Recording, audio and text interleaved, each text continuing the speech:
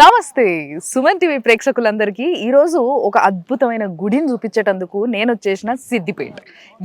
సిద్దిపేటలో బద్రీనాథ్ గుడి కట్టిండ్రు. ఈ విషయం మీరు వింటా ఉన్నారు కదా, మరి ఆ గుడి డీటెయిల్స్ ఏంది, అసలు ఆ గుడి ఎట్లా కట్టిండ్రు, ఇవన్నీ ముచ్చట్లు నేను మాట్లాడతా.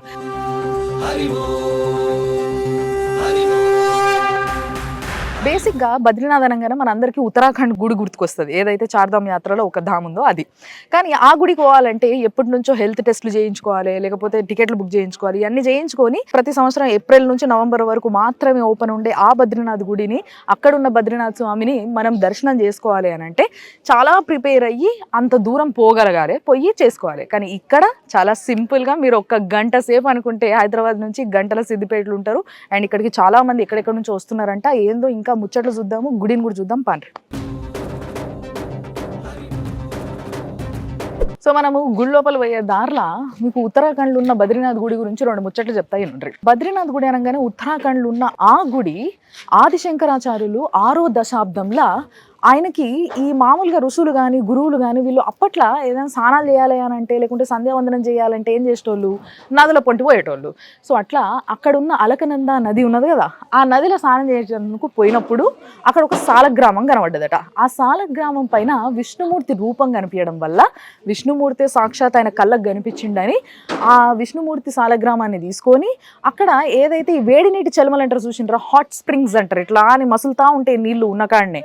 సో అట్లా మసులుతున్న నీళ్ళల్లో ఆయనని పెట్టి ఆడొక చిన్న కేవ్ లాగా కట్టేసి అక్కడ మొక్కుకొని ఆయన చేసుకోవాల్సిన పూజను చేసుకొని ఆయన వెళ్ళిపోయాడు. కానీ దాని తర్వాత చాలా మంది ప్రజలు, ఇప్పుడు మామూలు సామాన్య ప్రజలు అట్లా ఆ హాట్ స్ప్రింగ్స్లో ఉన్న ఆ గుడికి పోయి దేవుణ్ణి దర్శించుకోవాలంటే కష్టం కదా.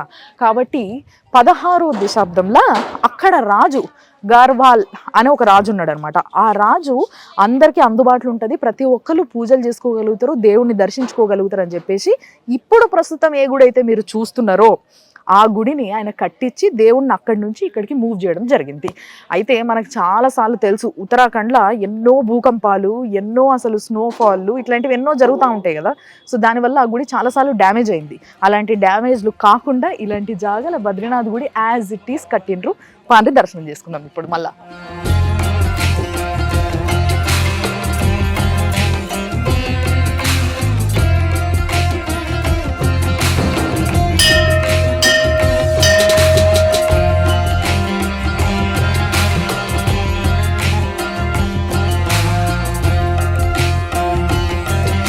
ఇది సిద్దిపేట్ల బండ మైలారం అనే జాగలు ఉన్నది.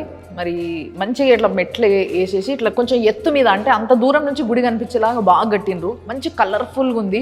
సేమ్ బద్రీనాథ్ టెంపుల్ని ఎవరైతే చూడలేదో వాళ్ళు ఇట్లా ఫోటోలలో టీవీలలో చూసుంటారు కదా, సేమ్ యాజ్ ఇట్ ఈస్ ఉంది. లోపల కూడా మీరు చూడండి, మామూలుగా మనం ఇక్కడ చూసే గుళ్ళల్లో గోపురాలు ఇట్లా పెద్ద ఉంటాయి, కానీ నార్త్ల గుళ్ళు ఎప్పుడు కూడా ఇట్లా స్లాంటింగ్ ఉంటాయి, ఇట్లా ట్రయాంగిల్ షేప్లో కడతారు. ఎందుకంటే ఒకవేళ మంచు పడ్డా, ఏదైనా ఎర్త్ క్విక్స్ వచ్చినా, ఇట్లాంటి సమయంలో ఇట్లా ఉంటే స్ట్రక్చర్, అంటే ఈ పిరమిడ్ షేప్ ఉంటే వాటి నుంచి ఈజీగా తప్పించుకోవచ్చు అని ఈ విధంగా కడతారు అన్నట్టు. సో అదే స్టైల్లో ఇక్కడ కూడా గుడిని కట్టడం జరిగింది.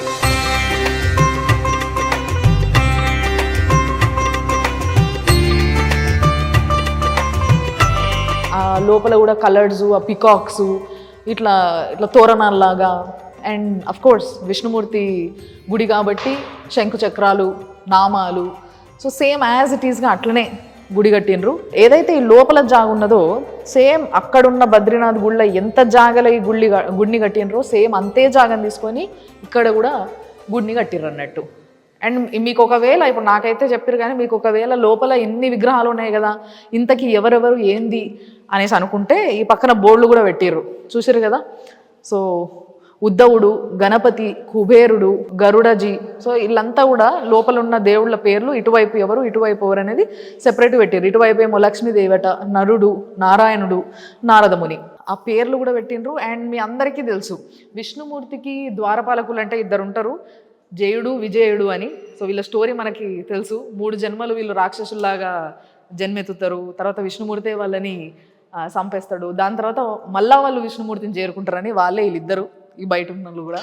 సో మంచిగా ఉందబ్బా గుడి. మీకు ఎప్పుడన్నా వీకెండ్ రావాలనుకుంటే మంచి ప్రశాంతమైన వాతావరణానికి ఇట్లా హ్యాపీగా 1 గంట టైం పెట్టుకుంటే వచ్చేయచ్చు.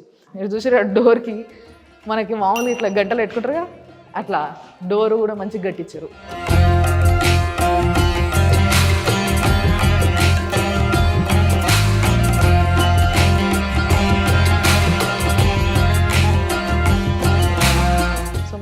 దేవుణ్ణి దర్శనం చేసుకున్నాము, మంచి ప్రశాంతంగా హాయిగా ఉన్నది ఊరవతల. మరి ఈ గుడి విశేషాలు ఏంటి, ఇవన్నీ ముచ్చట్లు మాట్లాడేటందుకు ఈ గుడికి సంబంధించిన వ్యక్తి మన దగ్గర ఉన్నారు కదా. సో అడ్మిన్ సార్ ఉన్నారు. సార్ నమస్తే. నమస్కారం. మీ పేరు సార్? రవి గారు. సో రవి సార్, యాక్చువల్గా మన దగ్గర ఇప్పుడు వరకు మీరు ఎన్ని గుళ్ళు చూసినా కూడా ఒక గర్భగుడిలో ఒక దేవుడు ఉంటాడు లేదా ఒక జంట ఉంటుంది. కానీ ఇక్కడ మాత్రం అసలు ఇంతమంది దేవుళ్ళు, ఎన్ని విగ్రహాలు కనిపిస్తున్నాయి, ఏంది స్పెషల్ ఇది? యాక్చువల్గా ఎట్లయితే శివుడి మన శివ ఫ్యామిలీ అంటాము, ఇది దిస్ ఇస్ విష్ణు ఫ్యామిలీ, ఇది విష్ణు వాళ్ళ ఫ్యామిలీ. ఓకే. సో సార్, మరి ఇన్ని విగ్రహాల్లో ముందు వినాయకుడు పక్కన కుబేరుడు, ఓకే, కుబేరుడు వెనకాల ఉద్ధవుడు, ఓకే, మధ్యలో బద్రీనాథుడు, మళ్ళీ వెనకాల లక్ష్మీదేవి, అటు పక్కన నరుడు నారాయణుడు, కింద నారదుడు, ఇక్కడ ఉత్సవ విగ్రహము బద్రీనాథుడు, చిన్నది ఉత్సవ విగ్రహం, పక్కన మన అఖండ జ్యోతి, అక్కడి నుంచి బద్రీనాథ్ నుంచి తెచ్చినది. యాక్చువల్గా చాలా మంది గుడికి ఈ జ్యోతిని చూసేటందుకు వస్తున్నారు. అంతేనా? బద్రీనాథ్ పోలేని వాళ్ళు, అక్కడికి చేతకాని వాళ్ళు, డబ్బు స్పెండ్ చేసి అంత దూరం పోలేని వాళ్ళు ఆ జ్యోతిని ఇక్కడ దర్శించుకోవడానికి వస్తారు చాలా మంది, దూరం నుంచి. కానీ ఈ జ్యోతిని మీరు అక్కడ వెలిగించి అక్కడి నుంచి అట్లా తీసుకొచ్చారు, జ్యోతి అంటున్నారు. అందుకే కానీ తీసుకొచ్చేటప్పుడు ఎలాంటి జాగ్రత్తలు తీసుకున్నారు? చాలా, అంటే ఇప్పుడు బాక్స్ ఉంటుంది కదా, ఇట్లా బాక్స్లో పెట్టి దాన్ని చాలా జాగ్రత్తగా 5 days పట్టింది అక్కడి నుంచి ఇక్కడ ఆన్ రోడ్ తీసుకురావడానికి. చాలా జాగ్రత్తగా తీసుకొచ్చాము, ఇదొకటి. ఆ తర్వాత దాని గురించి ఇక్కడ ఎప్పుడైతే ఇక్కడి నుంచి బయలుదేరారో ఆ రోజు నుంచి ఇక్కడ వచ్చే వరకు గాయత్రి యజ్ఞం జరిగింది. ఇక్కడ విఘ్నాలు ఏది ఆటంకాలు రాకుండా నిర్విఘ్నంగా అందరూ సేఫ్గా చేరుకోవాలని. ఓకే. సో బేసిక్గా నిజంగా ఒక గుడిని కట్టాలంటే ఎంత కష్టం చూసినరా. ఇక్కడ గుడి అనుకున్న తర్వాత, గుడి మొత్తం నిర్మించిన తర్వాత ఒక జ్యోతిని అక్కడి నుంచి తీసుకొచ్చే సమయంలో ఇక్కడ అంటే అక్కడ వస్తున్న జ్యోతికి కానీ ఇక్కడ కానీ ఎలాంటి ఆటంకాలు రావద్దని చెప్పేసి ఇక్కడ గాయత్రి హోమాన్ని చేయించడం జరిగిందంట. అండ్ 5 రోజులు టైం పట్టింది ఆడికెళ్ళి రానికి. అండ్ ఇంకోటి సార్, ఈ యాక్చువల్గా ఈ కొలతలు కానీ ఇవన్నీ కూడా పర్ఫెక్ట్ అక్కడ బద్రీనాథ్, ఉత్తరాఖండ్ ఏదైతే బద్రీనాథ్ గుడి ఉందో సేమ్ అదే కొలతలు తీసుకున్నారు అని. అంతేనా? యాక్చువల్గా ఎందుకు వచ్చింది ఇక్కడ బద్రీనాథ్ గుడి కట్టాలి అన్న ఆలోచన ఎవరికి వచ్చింది? ఇక్కడ దీని బ్రహ్మానంద లక్ష్యాలని అతను ఇక్కడ వచ్చి, ఇప్పుడు ఆయన పిల్లలు, మన్మరాళ్ళు అంతా వచ్చేసారు. ఆయనకి ఈ ఆలోచన 2000 వచ్చింది. మనము మన దేవుణ్ణి ఇక్కడ మన సమాజం వాళ్ళు పోలేని వాళ్ళు చాలామంది ఉన్నారు. ఆయన ఓల్డ్ ఏజ్, ఆయన మహాపండితుడు. అయితే అతను సంకల్పించి ఒక గ్రూప్ ఆఫ్ మెంబర్స్ని ఒక సొసైటీ లాగా చేసి 2000 నుంచి వాళ్ళు కలెక్ట్ చేయడం స్టార్ట్ చేశారు. అంటే వాళ్ళ సొంత డబ్బులు, వాళ్ళు కష్టపడి సంపాదించిన డబ్బుల్లో కొంత పక్కన పెట్టి గుడి తీసుకోవాలి అని. ఆ తర్వాత అదే మాట వాళ్ళ సమాజంలో వీళ్ళు చేసే దాన్ని బట్టి ఇంకొక వాళ్ళు కూడా ముందుకు వచ్చారు. అట్లా ముందుకు వచ్చి 2007 లోపల ఉత్తరాఖండ్ కళ్యాణ కార్య సమితి అనేది ఒకటి సొసైటీ ఫామ్ చేసుకున్నారు. చేసి ఆ డబ్బును దాంట్లో వేయడం స్టార్ట్ చేశారు. ఫస్ట్ వీళ్ళు పర్సనల్గానే పెట్టారు ఆ డబ్బును. ఒక గ్రూప్ 11 members 12 members ఒక గ్రూప్ ఫామ్ అయ్యి వీళ్ళని చూసి ఆ సమాజంలో ఉన్న వాళ్ళు ఇంకా కొంచెం మంది ప్రేరితమై వాళ్ళు ఇంకా వచ్చారు. ఎక్కువ మంది అయిన తర్వాత వీళ్ళు దాన్ని 2007లో సమాజం ట్రస్ట్ స్టార్ట్ చేశారు. స్టార్ట్ చేసి 2011లో ఈ ప్లేస్ తీసుకున్నారు. 2018లో దీన్ని స్టార్ట్ చేశారు కన్స్ట్రక్షన్. ఎన్నేళ్ళు టైం పట్టింది? ఈ మధ్యలో కరోనా వచ్చి 2023 జూన్ 29th ఏకాదశి రోజు ఇది మనకు గుడి ప్రాణప్రతిష్ఠపై మొదలు పెడితే 2023 అది 2023లా దీన్ని పూర్తి చేయడం జరిగింది. మధ్యలో కొంచెం కరోనా ఇలాంటి టైంలో ఆపేసిండ్రు అంతే. అండ్ మామూలుగా నార్త్ల పూజలు వేరేలా ఉంటాయి సార్. అంటే బేసిక్గా మనం చాలాసార్లు మీరు నార్త్ల గుళ్ళు, సౌత్ల గుళ్ళు చూస్తే ఇక్కడ మన పూజా విధానం కానీ ప్రసాదాలు నైవేద్యాలు కానీ చాలా డిఫరెంట్గా ఉంటాయి. ఆడికి ఇడికి చాలా డిఫరెన్స్ ఉంటుంది.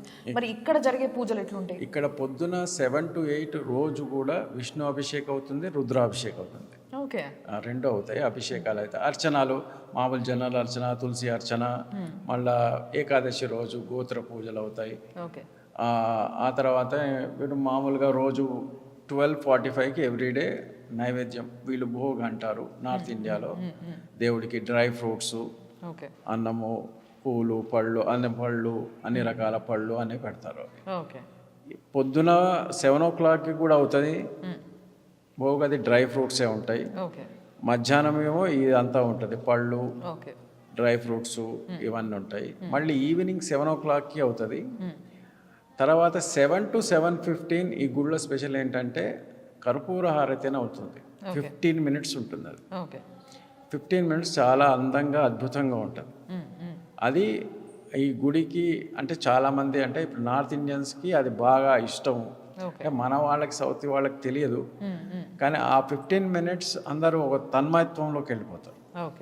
అంత బాగుంటుంది. ఎప్పుడైనా గుడికి రావాలనుకుంటే ఆ సాయంత్రం 7 గంటల హారతికి వస్తే చాలా అద్భుతంగా ఆ అనుభూతి వేరేలాగా ఉంటుంది అంటున్నారు సార్. ఆ ఫీలింగ్ వేరే ఉంటుంది, మీరే తన్మయత్వం పొందుతారు అది. ఓకే, మరి రెగ్యులర్గా ఈ గుడికి ఎంతమంది వస్తున్నారు సార్ ఇప్పుడు? అంటే పాపులారిటీ ఒకళ్ళని చూసి, ఇప్పుడు నేను వెళ్ళి చూశాను, నాకు మంచిగా అనిపించింది, నేను ఒక 10 మందికి చెప్తున్నా. వాళ్ళు అంటే ఇది మన లోకల్ హైదరాబాద్ కంటే కూడా లాంగ్ డిస్టెన్స్, లైక్ విజాగ్ నుంచి వస్తున్నారు, వైజాగ్ నుంచి, విజయవాడ నుంచి, కోయంబత్తూరు నుంచి వచ్చిన వాళ్ళు కూడా ఉన్నారు. ఓకే, తమిళనాడు మదురై నుంచి, మదురై మెయిన్ పూజారి వచ్చారు మొన్న లాస్ట్ సాటర్డే. ఆయన వచ్చి కూర్చొని ఆయనకు చాలా అంటే ఒక తెలియని వైబ్రేషన్స్ వచ్చినాయని చెప్పారు ఆయన. ఓకే, ఆ తర్వాత మనకంటే వచ్చిన వాళ్ళకి ఆ ఫీలింగ్ వేరే, అంటే వాళ్ళే చెప్తున్నారు మాకు. Okay okay. అండ్ బద్రీనాథ్ గుడి ఎట్లయితే కట్టించిండ్రో సేమ్ అదే విధంగా కట్టాలంటే ఒక స్పెషల్ బిల్డర్ కావాల్సి ఉండేనేమో నాకు తెలిసి. యాక్చువల్గా ఉత్తరాఖండ్లో చాలామంది రిటైర్డ్ మిలిటరీ పీపుల్ ఉన్నారు. ఓకే, వీళ్ళంతా మిలిటరీలో, అందులో నేగిజీ అని ఒక ఆయన ఉన్నారు. ఆయన ఆ ప్లానింగ్ కమ్ ఆర్కిటెక్చర్ ఆయన. ఆయన మిలిటరీలో చేసి ఇప్పుడు రిటైర్ అయ్యారు. ఆయన దీనికి వేశారు. కానీ ఏదేమైనా మొత్తం మీద చాలా సంతోషమైన విషయం ఏంటి అని అంటే, చాలా బాధ అనిపించేది అక్కడ బద్రీనాథ్ టెంపుల్ ఎప్పుడైతే భూకంపాలు వస్తాయి అప్పుడు బాగా పగిలిపోయి డ్యామేజ్లు అవుతుండే అని చెప్పేసి, అట్లాంటి డ్యామేజ్లు కానీ జాగల బద్రీనాథ్ నమూనా టెంపుల్ ఒకటి కట్టి ఇక్కడ ఆ దేవుడికి మస్తుగా పూజలు జరుపుతున్నారు. కాబట్టి చాలా సంతోషంగా ఉన్నది తినేటందుకు. అండ్ చాలా అద్భుతంగా కట్టించారు గుడి కూడా. మీరు కూడా వచ్చి దర్శించుకోండి. మీకు మీకు మీకు కావాల్సిన కోరికలు ఏమైనా ఉన్నా కోరుకోండి, అన్నీ తీరుతాయి అంటారు. 100%. Definitely sir, definitely. సో తప్పకుండా ఎవరెవరైనా రావాలనుకుంటే, మాకైతే దగ్గర దగ్గర హైదరాబాద్ నుంచి మొదలైన తర్వాత కరెక్ట్గా ట్రాఫిక్ గీఫిక్ ఇవంతా లేకపోతే 1 గంటలో వచ్చేయచ్చు. ట్రాఫిక్తో ఉంటే మాత్రం 1.5 hour టైం పడుతుంది. హ్యాపీగా రావచ్చు వీకెండ్లో. ఇట్లా జస్ట్ వచ్చేసి మంచి మొక్కొని కొంచెంసేపు ఇక్కడ టైం స్పెండ్ చేసి పోయేలాగా మస్తు విపరీతంగా ఖాళీ జాగా ఉన్నది. సో ఎప్పుడైనా రావాలనుకుంటే హ్యాపీగా రండి. మంచిగా ఉంది, అద్భుతంగా ఉంది గుడి.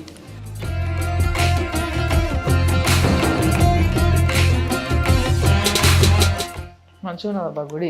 అటు ఇటు సింహాలు పెట్టారు ముందు, ఆ ఒక్కటి ఏందో పాలరాయితో పెట్టారు బేసిక్గా.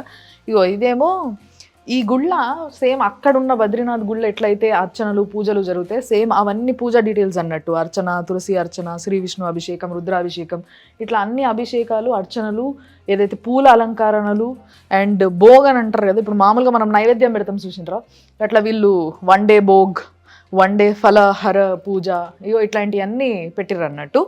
అండ్ నెక్స్ట్ ఇడికి వస్తే మీకు ఇక్కడ ఒక స్పెషల్ ముచ్చట చెప్తారండి. ఇలా చూసారు కదా, సాలసార్ బాలాజీ అంటారనమాట. అంటే బేసిక్గా మన దగ్గర బాలాజీ అంటే వెంకటేశ్వర స్వామి, అఫ్కోర్స్ ఇక బద్రీనాథ్ అంటే విష్ణుమూర్తి కాబట్టి ఇంకొక విగ్రహం కావచ్చు అనుకుంటాం. కానీ నార్త్లో చాలాసార్లు బాలాజీ అనే గుడి ఏదైతే కనిపిస్తుందో అది ఆంజనేయ స్వామి అన్నట్టు. సో ఇప్పుడు మీరు ఇక్కడ చూస్తున్నది ఆంజనేయ స్వామి విగ్రహం.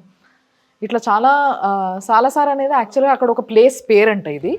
సో ప్లేస్ పేరుతో కలిపిన బాలాజీ అంటే మన దగ్గర వెంకటేశ్వర స్వామి కానీ వాళ్ళ దగ్గర ఆంజనేయ స్వామి.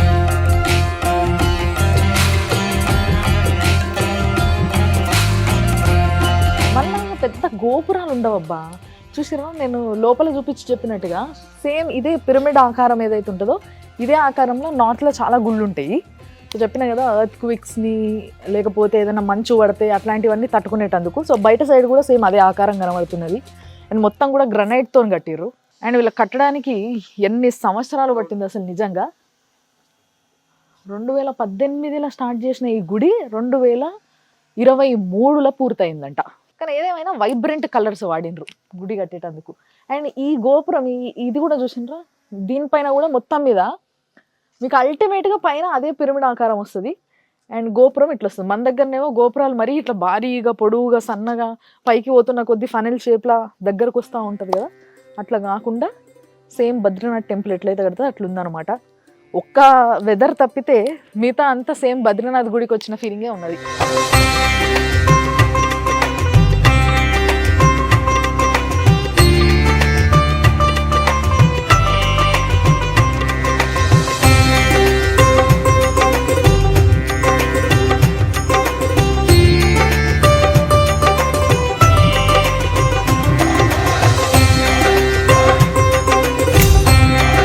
లక్ష్మీదేవి విగ్రహం అంటే అంతే కదా, అయ్యవారు లోపల ఉన్నాడు అంటే పక్కనే అమ్మవారు ఉన్నప్పటికీ ఇట్లా మన దగ్గర సెపరేట్గా మళ్ళీ అమ్మవారికి ఇట్లా చిన్న చిన్న గుళ్ళు కడతాం కదా లోపల, అట్లనే అమ్మవారికి ఒక గుడి కట్టిర్రు. మంచి నిండు ముఖము రౌండ్గా, సో చాలా క్యూట్ ఉంది విగ్రహం కూడా. మంచిగా పూజలు చేస్తున్నారు. దీపం ఇక్కడ కూడా ఇట్లా మంచిగా అఖండ దీపం పెట్టిండ్రు. అండ్ ఈ పక్కన చూస్తే ఇటు గుడి లోపల నుంచి పక్కనే అమ్మవారి గుడి పక్కకి ఒక బిల్డింగ్ కడుతున్నారు అడ్మినిస్ట్రేషన్ కోసము. అట్ ది సేమ్ టైం వంటలు చేస్తారు కదా ఇప్పుడు నైవేద్యం పెట్టేటందుకు, సో దానికోసమని ఈ జాగా తీసుకొని ఇక్కడంతా కూడా గుడి కోసం కావాల్సిన కార్యక్రమాలు, వంటలు, పూజల కోసము అండ్ అడ్మినిస్ట్రేషన్ కథ అంతా కూడా ఈ బిల్డింగ్లో నడుస్తుంది అన్నట్టు. దాని పక్కకి అక్కడ వాష్రూమ్స్ మొత్తం అన్నీ కూడా ఏర్పాటు చేస్తున్నారు ఇప్పుడిప్పుడే.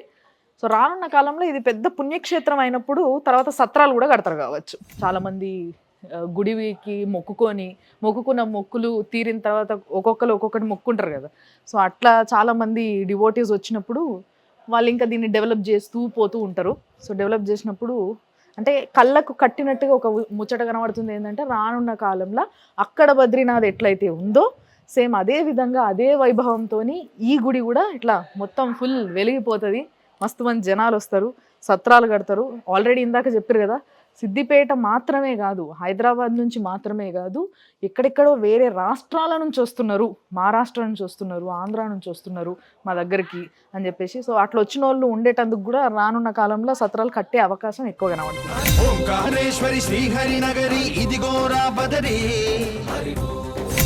అండ్ ఈ గుడి కట్టడానికి కూడా నిజంగా నేను చాలామందిని అడగడానికి ప్రయత్నించిన గుడి కట్టడానికి ఎంత ఖర్చు అయింది అని చెప్పి, బట్ వాళ్ళు ఎవరు చెప్పడానికి ముందుకు రాలేదు. ఎందుకంటే దానికి ఒక గురువు ఉన్నారు, ఆయన తీసుకున్న నిర్ణయం ఇది. చాలామంది చందాలు వేసిండ్రు, కానీ ఓవరాల్గా ఒక ఎస్టిమేషన్ మాత్రం ఏంటిది అని అంటే 1.5 కోటి వరకు ఖర్చు పెట్టి కట్టిన గుడి ఈ బద్రీనాథ్ గుడి. అండ్ పెద్ద మనుషులు ఎవరన్నా గుడికి రావాలనుకుంటే ఫ్యూచర్లో వాళ్ళకి మీదికి ఎక్కలేని పరిస్థితి ఉంటే ఇట్లా లిఫ్ట్ కోసం ఏర్పాటు చేస్తున్నారు, ఇంకా వర్క్ నడుస్తుంది అది.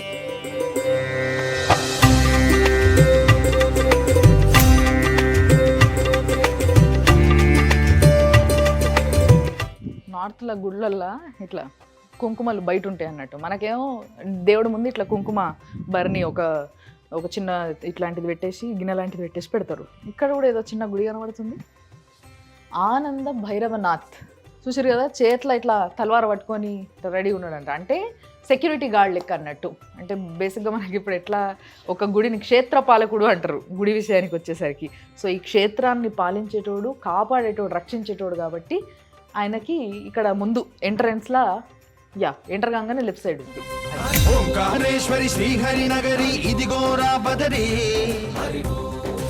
తెలంగాణలో బద్రీనాథ్ గుడి, ఎస్, చాలామంది పెద్దోళ్ళు పోవాలనుకొని పోలేని పరిస్థితులు ఉండి, లేకపోతే ఇప్పుడు కొంచెం చాతగాక ఇట్లాంటి వాళ్ళందరినీ, మీ అమ్మ నాన్నల్ని లేకపోతే తాత నాయనమ్మలు అమ్మమ్మలు ఎవరెవరు ఉన్నారో వీళ్ళందరినీ తీసుకురావాలనుకుంటే దగ్గరలో మన తెలంగాణలో యాజ్ ఇట్ ఈజ్ బద్రీనాథ్ గుడి ఉత్తరాఖండ్లో ఎట్లుంటుందో అట్లనే కట్టిండ్రు. అండ్ విగ్రహం కూడా సేమ్ అంట.